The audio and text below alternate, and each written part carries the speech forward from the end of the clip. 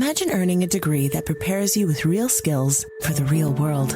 Capella University's programs teach skills relevant to your career so you can apply what you learn right away.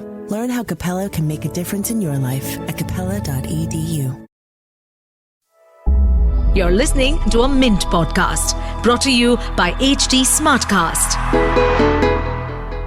Good morning, listeners. Welcome to Top of the Morning by Mint, your weekday newscast that brings you 5 major stories from the world of business. It's Wednesday, July 10th, 2024. My name is Nelson John. Let's get started.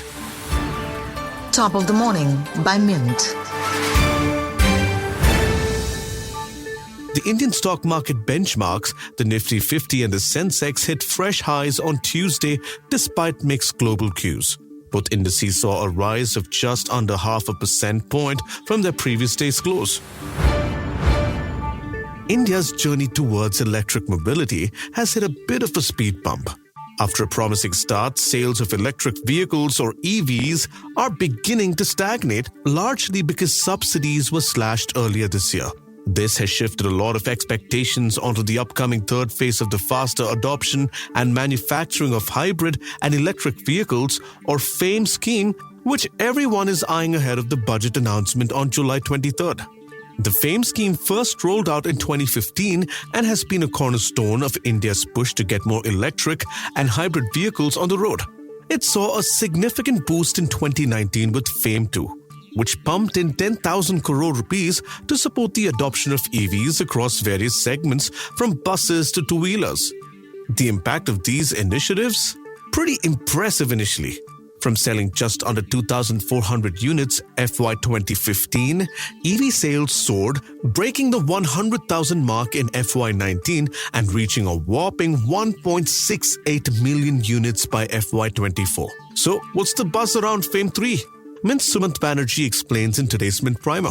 The industry is hoping it will not only bring back better subsidies for individual car buyers and two-wheelers, but also expand support to include trucks. India's net recent surplus in its current account at $5.7 billion for the first quarter of 2024 is quite the headline. But it's not just about more money coming in than going out. It's a story that calls for a deeper look. Typically, India runs a current account deficit because our massive investment needs outpace the collective savings of our households, businesses, and the government.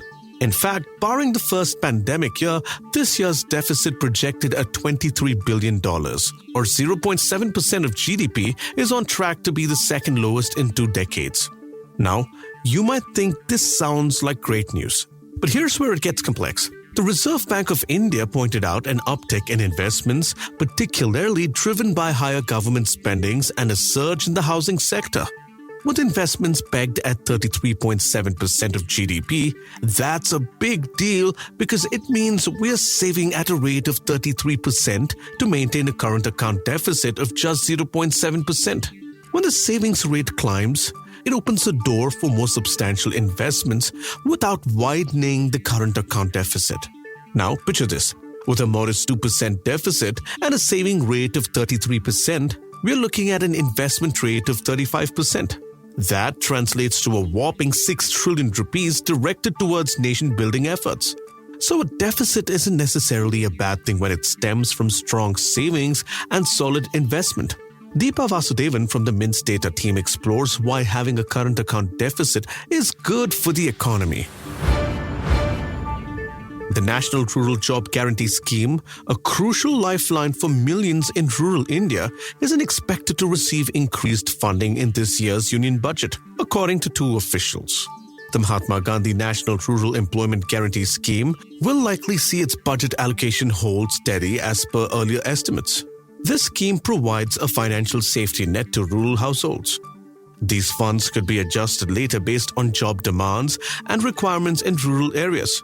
The budget originally earmarked 60,000 crore rupees for FY24 and projected 86,000 crore rupees for FY25. However, actual spending for FY24 exceeded the estimate significantly, reaching more than 1 trillion rupees, underscoring a strong demand for rural employment. This increase reflects the ongoing challenges in rural consumption and stagnant growth in the FMCG sector, with many economists pointing out the disparities affecting rural markets compared to urban centers. For anyone who grew up in the 90s and mid-2000s, Ahat remains to be one of the most iconic shows from their childhood. The horror show, which used to air on Sony, was one of the pre-Saas Bahu era gems of Indian TV. Sony, the home to such popular shows, is now facing a challenge.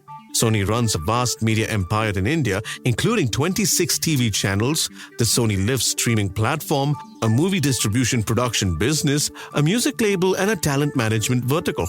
Despite these extensive operations, Sony's revenue growth has been sluggish, increasing just 2% to 6,909.2 crore rupees in fiscal year 2022-23. In an effort to invigorate the brand, Sony has brought in Gaurav Banerjee as the new chief steward, hoping his fresh approach can turn things around. Will Banerjee's advent at Sony turn things around for the Indian operation of the Japanese media giant? Lata Jha takes a deep dive to find out in today's long story. Management consultant Sharan Hegde was just 25 in July 2021 when Mint first wrote about the rise of financial influencers, or finfluencers as they've come to be known. Hegde was a budding finfluencer working at PwC and just starting to earn more from his Instagram promotions than his regular job. Fast forward to 2024, and he's a powerhouse in India's financial influencer landscape with 6 million followers and a staggering 60 crore rupees in annual revenue, predominantly from his 1% club courses. But Hegde's journey didn't stop at social media. He ventured into the more regulated world of financial advising by starting an IRA, Registered Investment Advisory business. This move, however, raises significant questions about the role of social media influencers in the regulated financial space. How should the Securities and Exchange Board of India (SEBI) handle advertising codes for IRAs when they are run by influencers like Hegde? Mint Money's Neil Borat and Sachin Ningtok-Komjam tackle the question. We'd love to hear your feedback on this podcast. Let us know by writing to us at feedback@thelifemint.com. You may send us feedback, tips, or anything that you feel we should be covering from your vantage point in the world of business and finance. That's all for today. Thank you for listening. We're eagerly looking forward to our next Top of the Morning episode, which will be packed with fresh business news. Until then, have a great day. Top of the Morning by Mint. Imagine earning a degree that prepares you with real skills for the real world. Capella University's programs teach skills relevant to your career so you can apply what you learn right away. Learn how Capella can make a difference in your life at capella.edu.